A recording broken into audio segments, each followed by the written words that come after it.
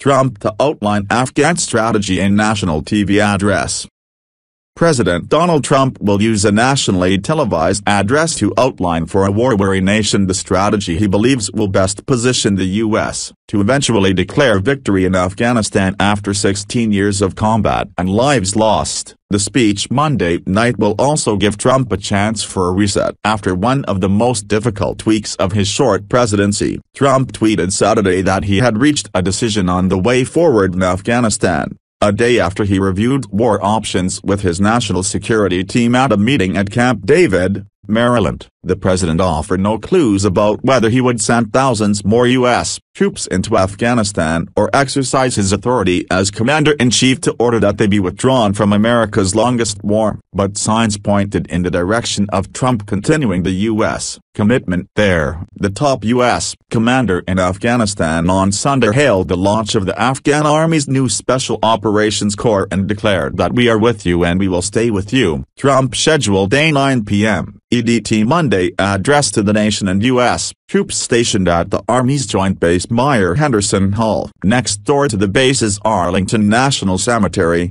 the final resting place for many of the U.S. troops who died fighting in Iraq and Afghanistan. It will be Trump's first formal address to the nation outside of his late February speech to a joint session of Congress, and it follows one of the most trying weeks for the president, who generated a firestorm of criticism after he appeared to equate neo-Nazis and white supremacists with the counter-protesters who opposed them during a deadly clash, with racial overtones, 2 weekends ago in Charlottesville, Virginia. Trump blamed very fine people, on both sides for the confrontation in which a woman was killed and more than a dozen people were injured. The comments triggered rebukes from elected and former elected leaders in both political parties, and corporate leaders signaled a lack of confidence in Trump by resigning from a pair of White House advisory boards, among other expressions of dissent over his comments. In Afghanistan, John Nicholson's comments suggested the Pentagon may have won its argument that U.S. military must remain engaged in order to ensure that terrorists aren't again able to threaten the U.S. from havens inside of Afghanistan. Nicholson,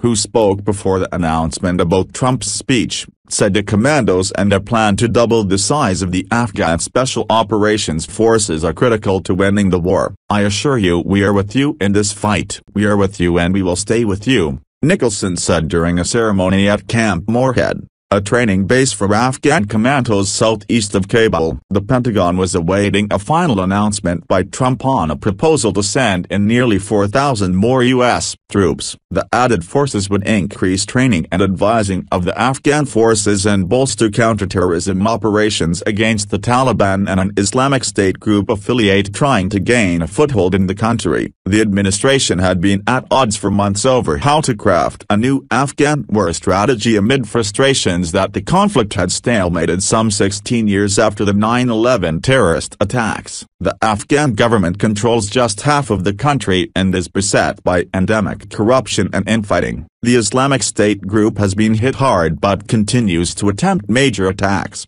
Insurgents still find safe harbor in Pakistan, and Russia, Iran and others are increasingly trying to shape the outcome. At this point, everything the U.S. military has proposed points to keeping the Afghan government in place and struggling to turn a dismal quagmire around. Defense Secretary Jim Mattis, who visited Afghanistan over the weekend, declared himself satisfied with how the administration had formulated its new strategy, but he refused to discuss details before Trump's announcement. Afghan military commanders have been clear that they want and expect continued U.S. military help. Among elected leaders in the U.S., opinions were mixed about America's future role in Afghanistan. Ohio Gov. John Kasich, who last year challenged Trump for the Republican presidential nomination, favors withdrawing the approximately 8,400 U.S. troops currently in Afghanistan, not sending in more. "I think we should begin to leave and then I think we should reserve the opportunity and the right,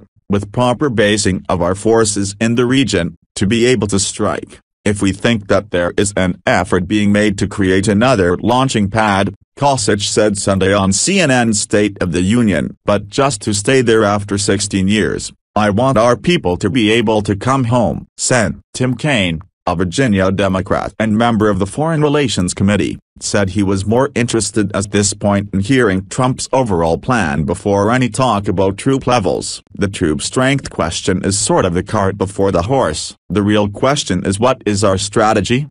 Kaine said on CBS Face the Nation. And then when you lay out the strategy, then the troop strength question can kind of answer itself.